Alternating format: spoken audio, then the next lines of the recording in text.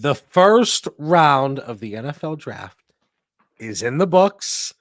6 quarterbacks in the first 12 picks, 7 wide receivers, and of course, Brock Bowers with kind of a surprising landing spot, landing in Las Vegas. Very upsetting to me.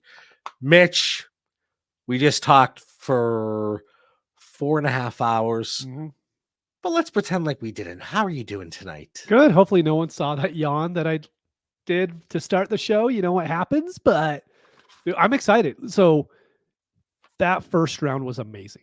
It was so good. Dynasty wise, it was awesome.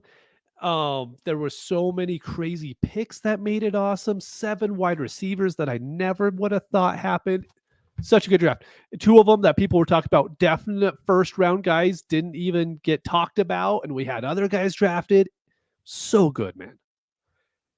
Yeah, and now the rumors per Mike Silver, the 49ers are now more likely to trade Deebo Samuel than they are Brandon Ayuk. Could see it. Because of the Ricky Pearsall pick.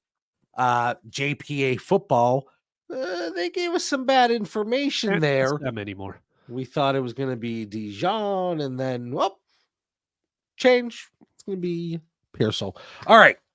So what we are here to do right now is to put together kind of updated rookie rankings to give you an edge heading into your rookie drafts.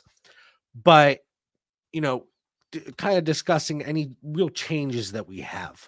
So, Mitch, do you want to go back and forth, do this like kind of a mock, or do you want to go through? Yeah. Okay. I will go with the 101. I'm going to take it easy here. I'm going to take Caleb Williams. This hasn't changed for me. And now, we assumed he was going to go to Chicago. He, in fact, did. DJ Moore, Keenan Allen, Cole Kmet, exciting weapons around him. But now you pair Rome Odunze with him as well, who is kind of a little bit of a surprise there at 109 or 9th overall pick. I know, right? Dynasty hat on. The 9th overall pick there for Chicago. I think this is going to be a really exciting season for Caleb Williams. And I think any of the Caleb Williams retractors over the last couple of months, I said this in the live stream during the first round, they've been kind of quiet lately. I think they remain quiet. And I think Caleb Williams is going to put together one of the best rookie seasons that we've seen. I think is going to be fantastic. And he is the definitive 101 for me in any super flex rookie draft. Yeah, I mean, we talked about this during the live show that we did, and we're going to be live again tomorrow for anyone who's going to listen. Well, by the time this comes out, we will be live on Friday night for round 2 and round 3, if anyone's interested in listening. But we talked about this. Caleb's ceiling now is so high. I truly believe that his ceiling is quarterback 5 in Dynasty, and I think that's going to be his value as soon as August. I really think the drumbeat is going to keep hitting. So for me, he's the 101. And honestly, there was a long time to where I was Caleb Williams or Marvin Harrison Jr. Who do I really want? I would be willing to add to the 102 right now to get to the 101. I wouldn't have said that this morning, Well, at least you caught up. I would have, but it's nice to see that you're joining the party, Mitch. I'm glad that you're still being nice. That's good. Who's your 102? So at 102, it's Marvin Harrison Jr. And just like there's that gap between the 101 and the 102, I think there's that much of a gap between the 102 and the 103 now. Marvin Harrison Jr. going to Arizona with Kyler Murray. It's a smash spot. His ceiling is he can be the fantasy wide receiver 1 this upcoming season. Do I think it will be as a rookie? No. But is it in the realm of possibilities? Yes. So for me, he's the easy locked in 102. And I actually think for John and I, these first 4 or 5 picks, they might be mixed up a little bit between us, but the players themselves are where we had them before the draft started. Yeah, Caleb Williams, he didn't change for me. Marvin Harrison, 102 as well. I have him tiered together with my 103, but like you said, and we talked about on the stream, if you were to tell me that Marvin Harrison Jr. goes out and has the wide receiver 1 overall season in 2024, I would be like, whoa, that's kind of crazy, but it's not exactly that shocking. Right. That is within his range of outcomes, and not just a range of outcomes because everybody, you could say, oh, that's in the range of outcomes. It's a very possible Mhm. situation for Marvin Harrison. Is it likely? Is it extremely possible? Is it probable? No, but I would be surprised if he weren't a top 16 wide receiver in his rookie season on a per game basis. I think a very realistic outcome is wide receiver 8 to 10, Mhm. on a per game basis. So Marvin Harrison 102. For me, let's talk about some upside. Let's talk about a new regime coming in. I know they made the poor kid play at Top Golf, but Jaden Daniels 103 for me. And we talked about the upside, but it is Jaden Daniels' pocket presence as well. And when he's under pressure, making plays when things break down, you have Terry McLaurin, you have Jahan Dotson. This is going to be his time to shine. And you have a lot of wide receivers still available in this draft. The Commanders have 36. They have picked 40. I think Troy Franklin could be one of them. I've said Troy Franklin is going to 4 different teams tonight. You know, and yeah, I see Bill's comment. Marvin Harrison's a great fit with Kyler. Marvin Harrison does everything well. He can run the deep route. He's a technician. He can do things underneath. He can create separation. He can get open. He can do a lot of things. So obviously back to Marv there. But with Jaden Daniels, I think his pocket, his actual passing ability is really understated just because of the type of athlete he is. Just let's avoid some of the big hits. Let's not get suplex. Let's not pretend like we're in WWE. Let's be safe out there and let's have fun while we're doing it. I get the pick. Like, honestly, that is probably, I think that's going to be the 103 in most leagues, to be honest, just because how high his rushing upside is. But my 103, who I'm taking at 104, is still Malik Neighbors. I know he went to the Giants, and like, people are so afraid of that landing spot, but I don't think it's terrible. Like, I know Daniel Jones hasn't been that great to start, but he doesn't have to be that great for Neighbors to be really good this upcoming season. And I think Neighbors, prospect wise, I mean, Marvin Harrison is a little bit above him, but Marvin Harrison is like a Jamar Chase type prospect. Malik Neighbors is right next to that. I don't think he's right at that Marvin Harrison Jr. level, but I think he's right there to where if Marvin Harrison Jr. wasn't in this draft, Malik Neighbors would be my 102. And I would be really happy having him there. So for me, I don't think his upside's quite as high as Marvin Harrison Jr., but I do think he's going to have a very good season, and he doesn't have a lot of target competition. I'm one who thinks that's a great thing. So for me, I'm not moving him. He's my 103, 104 here. Happy to take Malik Neighbors there. He would be the wide receiver one in many classes, like you mentioned. Mm-hmm. I think Rome Odunze, from a prospect perspective, would have been the rookie wide receiver one in a lot of classes, but obviously overshadowed by Marvin Harrison. With Malik Neighbors, I understand where you're coming from. You had him as the 103. Apparently, really quick, Mm-hmm. the Seahawks, Saints, and Raiders all tried to get into the top 10 for Michael Penix. I believe it. Okay. Very interesting. I like to see what offers they sent because we could all be interested. It's true. But what are we really looking to pay? As we go in Dynasty Leagues. Exactly. Oh, I'm interested. Here's $25 fab. So with Malik Neighbors, I understand having him at the 103. You took him at the 104 here because I had the 103. I have him tiered with the 104. There is going to be a chance in, I think, several leagues, depending on the type of managers you're in leagues with. I was trying to be careful with the way I worded it. That Malik Neighbors is going to slip simply because he's a New York Giant. Mhm. He has Daniel Jones throwing him the ball. Even if, let's say, Daniel Jones is absolutely horrific, it's a 1-year thing. Yeah, it really And is. and Jay Hart in the chat, Garrett Wilson played with Zach Wilson and is still highly valued. Neighbors will be able to withstand a year with Daniel Jones, 100%. But with that target competition, I actually think, and Daniel Jones is a better quarterback in my mind, at least, than Zach Wilson. And, I think that he is going to be able to withstand that. So even if we're looking at this from a short-term perspective, and hey, these guys might take a value hit, so I would have them a little bit lower because of that. I think Malik Neighbors can withstand that. And if he goes out there and has a top 20, even a top 24 season with Daniel Jones and top 24 on a per game basis, keep that in mind. With Daniel Jones, his value is going to be completely fine. You're still getting production. So Malik Neighbors, I think there's a lot of things to like with the profile. Just competed at such a high level. Some might argue he made Jaden Daniels look far better than he actually is. I'm not going to make that argument. Some people might.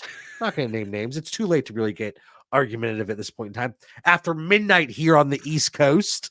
But Malik Neighbors at 104, I'm perfectly fine with it. 105. I think the Patriots landed the best quarterback they could at this point in the draft, third overall pick, with the weapons they have at their disposal.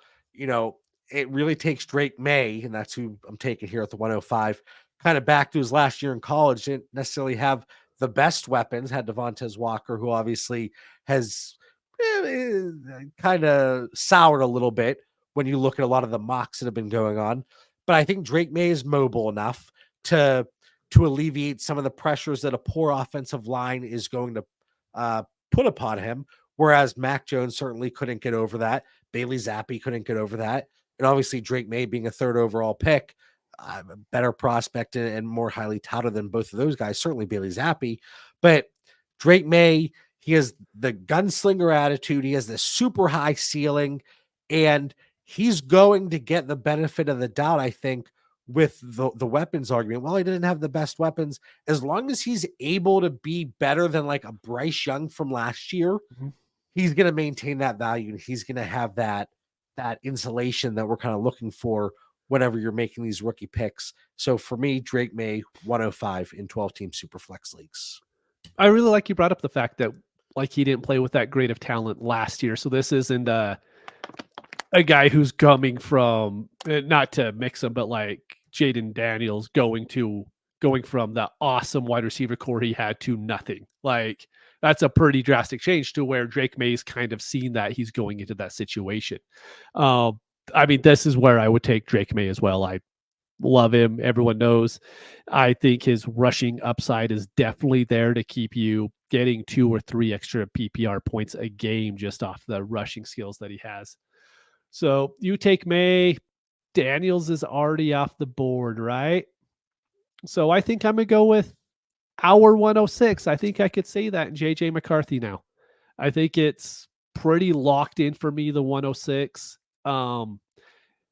Tight end premium leagues, if there's a high premium, I might change it. But JJ McCarthy going to the Vikings is such a good spot. That coaching staff is amazing. We saw what they did with when Josh Dobbs came in. Within 1 week, they had him playing at a very high level. I just love what Kevin O'Connell can do there. JJ McCarthy there with Justin Jefferson, Aaron Jones out of the backfield, Hawkinson when he comes back, Addison. As much as we say Caleb Williams is going to a good spot, JJ McCarthy is going to a great spot with, I think, much better coaches than what Caleb Williams is going to with the Bears. So I think JJ McCarthy is giving you some rushing upside as well. He's willing to use his legs when needed. I don't think this is a downgrade at all. Whatever you liked for Justin Jefferson last year, I think you could be pretty close to the exact same this year for him. I was a Lions fan. I hate to see it because I think the Vikings are going to be a very, very good team this upcoming year. And so at 106, being able to take JJ McCarthy, a quarterback that I think could easily be a top 12 to 15 quarterback in the upcoming seasons. I'm all about it. So I love that at the 106. Okay. Okay. He is certainly, I will be bumping him up a tier, right? So I will be moving him up here. We talked about this how many times during the live stream during the first round of the NFL draft, how I'm looking at guys like McCarthy, Goff, May, Tua. Where should they be tiered? Where should they not be tiered? But from a rookie perspective, I have no issue with Drake May and JJ McCarthy. Jared Goff is still on the brain. Sorry, I'm just reading Cole's comment there. Yeah, that makes sense. Trading back to 33 for Buffalo, super smart. Now they have all day to try and trade for T. Higgins or one of the 49ers wideouts. Yeah, that does make sense. Yeah, it does make sense. So McCarthy bumping up a tier for me. We're talking 2 PPR for tight ends in this draft. Give me Brock Bowers. I'm not going to bet against the profile. It does hurt my heart that my guy Michael Mayer is plummeting down tiers, rankings, value, whatever you want to look at. But Brock Bowers at 107. I know the quarterback question marks are there. I know Devontae Adams is there. But I think this could be, if he does come out of the gate slow, I think it's going to be a very short-term thing. And again, it's tough because I was going to say, look at how many excuses Kyle Pitts has had made. But again, he topped 1,000 yards his rookie season. He did. Is Brock Bowers going to do that? It's going to be interesting. But I do think Brock will eclipse what Dalton Kincaid did during his rookie season. We're looking at Kincaid at number 4 on Dynasty Daddy and number 2 on Fantasy Calc when you look at the tight end position. So Brock Bowers, 2 PPR, give me 107. Holy, I did not know Kincaid was 102 on Fantasy Calc right now. Or sorry, tight end 2 right now. That's crazy. No, Brock Bowers he's not changing for me. He's exactly where he was going in. Great spot, tight end premium leagues. Love him there. Good. I mean, he went to a good spot. There's going to be targets there for him. But the best part is you got your guy there in Brock Bowers. But also the thing, and think about this too, like they're going to have to throw the ball. Yes. Like they're especially that division, they're going to have to. Are you saying Zamir White isn't going to get 320 carries this year? We'll see how this plays out throughout the next couple rounds. But I still think Zamir White is a screaming sell. Yeah. Well, we'll find out here by the end of tomorrow. But you got Brock Bowers at the 108. I get Roma Dunze. That he was the big talking point for us for a while there during the live show because for a while, I think for like 3 hours I kept talking about him. Then we were good. But with Roma Dunze, he went there. And my immediate first thought was, oh, DJ Moore's there. Keenan Allen's there. Caleb's a rookie quarterback. Cole Kmet's there. How is he going to be able to produce? And then going through, someone brought up, what is Keenan's contract? And Keenan's only there for this year. So that helps out quite a bit. He's getting compared a lot to what JSN went into last year. But JSN was half the prospect that Roma Dunze is. And I don't know if I'd say half the prospect. I am from a prospect perspective. That's good. You didn't say it. I said it. I'm not saying that you said it. I'm saying Roma Dunze is that good. JSN is a fine NFL wide receiver. Roma Dunze can be one of the best wide receivers in the NFL. I don't think JSN has that in his wheelhouse. But you're going to be able to get him at 108. Yes, you might have to wait a year for him to really produce. I still think he's going to produce enough this year to where that 108 isn't a bad value. But yes, you are going to have to wait a little bit on that. I'm still all about taking him at the 108. And I do think there's a big gap for me from the 108 to the 109, just from the how it's laying out right now. I disagree with the big gap. between the 108 and 109 because Yeah, I do think Bo Nix, man. Brian Thomas comes into a fantastic situation. There was the smoke here, 24 hours before the NFL draft, shocker, that you get a report that nobody's heard about up until the draft, 24 hours in advance, that there's some medical concerns. Well, he still goes in the first round. The Jaguars were able to move back and still get their guy at 23. He's going to be the perfect weapon to go with Christian Kirk and Evan Ingram and hopefully get Trevor Lawrence back on track, not to mention Travis Etienne coming out of the backfield. But Brian Thomas, the big play potential, I think he's going to be a high ceiling, medium floor type guy. Who did I compare him to? Oh, it was the Christian Watson. Christian Watson. The Christian Watson discussion. He's at like 12 points per game, 11, 12 points per game, 2 seasons in. I think Brian Thomas is a guy that could be sitting here 2 years from now, averaging 14 and a half, 15 fantasy points per game up to that point. And I mean, unless something crazy happens with these medical concerns, whatever that was, I didn't see any clarification on that. But he's going to be the perfect weapon to complement the guys that they already have in Jacksonville. So Brian Thomas, 109. I love that because that's what's going to make this. And really quick, I want to give a shout out. That was a conversation, Nico here, who's one of our new patrons. He's in the Dynasty Theory Discord. That was a conversation that we had. He said Christian Watson, and I said, he's not Christian Watson. And I said, well, okay, I think he's a higher end Christian Watson. But that's why the Discord's so fantastic, because we really do have incredible conversations that start with, I completely disagree with you, to, okay, I can see that, but he's a higher end version. So I like it. Thanks, Nick. All right, Mitch, I'm sorry. I was just wondering, we good? You're good. Okay, I just want to check. I heard somebody say, so I'm not good. No, you're not good, because what was the I'm sorry my sentence interrupted your thought. Yeah, right. That you could say that to me every single week. It's the story of my life, but I'm okay with it. Where are we even at? So I'm at the 110 now, right? That is correct. Yeah, and I'm just saying that, like, even though I don't agree with having Brian Thomas at that 109, that's why I love this draft, because we have so much value in it that someone could have Brian Thomas there. And it's not a real argument, right? Because I'm going to go with Bo Nix here because he's a quarterback going to Sean Payton. And maybe we've all been wrong this whole time. Maybe Drew Brees is really the reason why Sean Payton is so good. I try to believe that it's both of them was the reason why. If we've heard a lot of smoke that Bo Nix was the guy that Denver wanted for a while. So if that's the case and it played out that way, maybe Sean Payton knows what he's doing. You tell me Sean Payton, more than likely a Hall of Fame coach, is saying, hey, this is the quarterback that I want.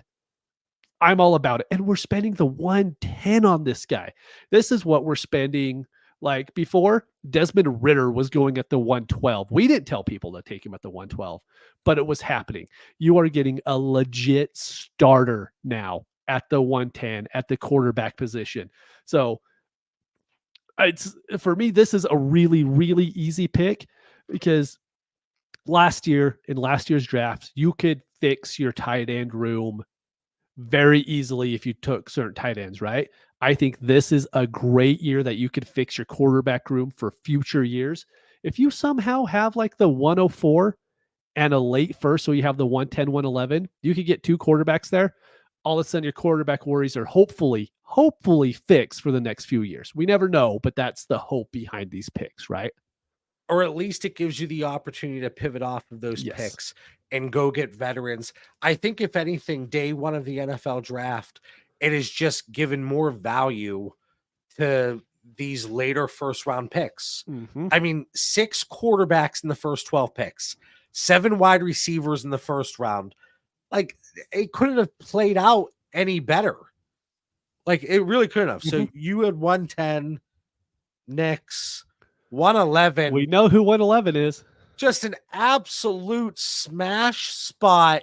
You are giving the fastest player to the best quarterback, Xavier Worthy. You know, I think he and Rashee Rice and Hollywood Brown and Travis Kelce, they all can complement each other very well. Especially if that defense is performing the way it was last year and they're able to run the ball which you would think with these weapons now, they're going to have even fewer stack boxes than they've seen in the past. Sorry, I'm getting distracted here by the comment. No, you're good. You keep going. I was just posting them up here. I'm sorry that my sentence interrupted your thought, Mitch. That's not my thought. That's someone else's thought. Well, it's a thought you shared. Anyway, smartass. Even though I was being a smartass first. But, I think they can complement each other well, even though there's the improved defense, the rushing game. Trying to catch up with my thoughts here. I think they all do different things very well. And it's kind of a similar situation I talked about during the live stream where you look at the weapons in like Houston, you look at the weapons now in Chicago, and now you look at the weapons in Kansas City from top to bottom. Yeah, there's going to be some games where they're a little underwhelming, but if all the guys are active, we are certainly going to have splash games. And if any of them miss time, and Rashee Rice, he is presumed to miss some time here, I think you just see an uptick in a higher floor from all the other weapons that are in that offense. So Xavier Worthy, I was concerned he was going to fall out of the first round of the NFL draft. Not only did he go in the first round, not only did the team trade up for him, which, that's always a little, well, they trade up for him, so he's that much more valuable. But it was the Kansas City Chiefs with Patrick Mahomes. So give me Xavier Worthy at 111. Maybe Patrick Mahomes pounded the table. We know that matters. If there's a pound at the table, CJ Stroud with Tank Dell. Just pound it. I love it, man. Xavier Worthy. I mean, that 111, how good is it now? The 110, I don't care. I mean, flip-flop. We have some discussions going on the side about taking Xavier Worthy over Brian Thomas Jr. That's what we want. We want those talks. We want these picks. We don't want people like, yeah, that's the tier break. Yeah, that's the tier break. Yeah, that's the tier break. So speaking of tier breaks, so we saw 2 more wide receivers get drafted in the first round, and Ricky Pearsall and Xavier Legette. Sorry, John, I'm going to break the rules a little bit. Right now, I don't have a 112 because as much as I like Pearsall's landing spot with the 49ers, I like Legette going to the Panthers. Right now, if a running back ends up getting drafted highly by a good team, let's say we've talked about Jonathan Brooks, the Cowboys forever, or another good landing spot like that, I think that's going to be my 112. I don't think I would ever take Ricky Pearsall or Xavier Legette over a running back spot like that. I can tell you right now, Xavier Legette should not be sniffing your first round. I know a team traded up for him. I know he went in the first round. I know he had a fantastic last season. But do not burn your first round pick on Xavier Legette. Okay? I'd be more inclined to take Ricky Pearsall if I had to, but I actually agree with you that pick's going to be a running back for me. As of right now, right? Unless we see Buffalo all of a sudden take Troy Franklin or something, right? Well, don't listen. Don't get me that excited this late at night. I'm not going to be able to fall asleep. All right. So to recap,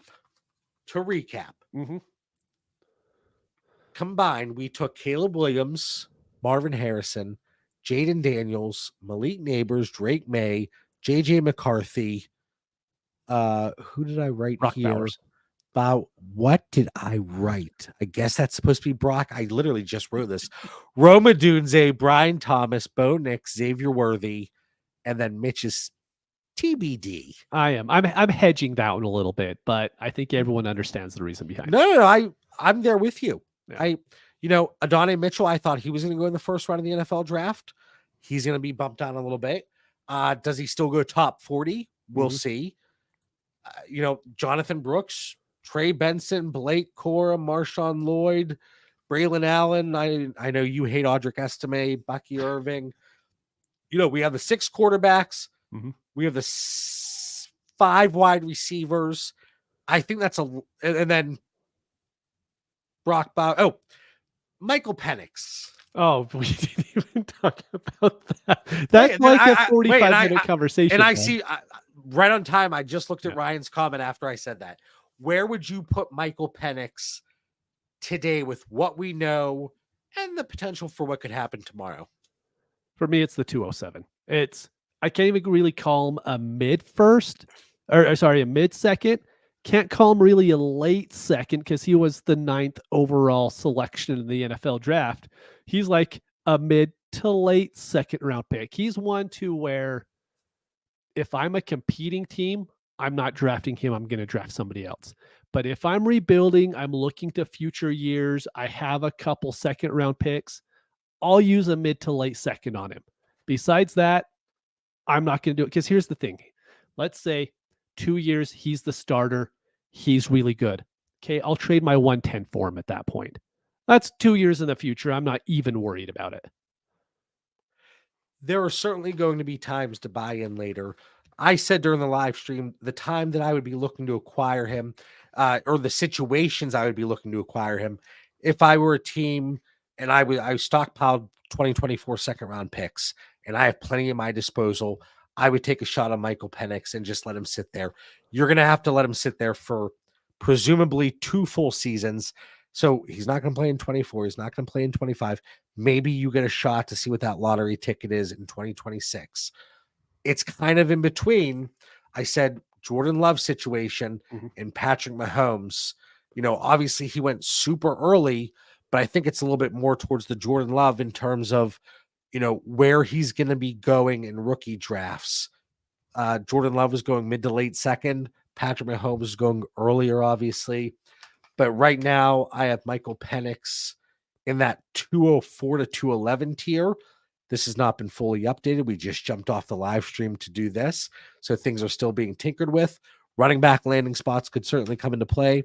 But if we get some really questionable wide receiver draft capital and or landing spots, I could probably be talking to Michael Penix sitting on my team for a few years, as opposed to some of these wide receivers that maybe slipped into some unsavory situations or just not as early as we would like. Jatavion Sanders, is landing spot critical for him? I don't think so. I Is think draft capital? Not really. I think he's going to go in the second to third, or probably more than likely third round, in my opinion. If he goes to a spot, yeah, I mean, if he ends up going behind, I don't know, somehow he goes behind like Sam Laporta or something, right? Then I'll care. But if he ends up going to the Titans, then I don't care. I'm going to like him just as much as I did pre-draft. The Commanders have picked 36 and 40. They just added Jaden Love Daniels. it. Yeah.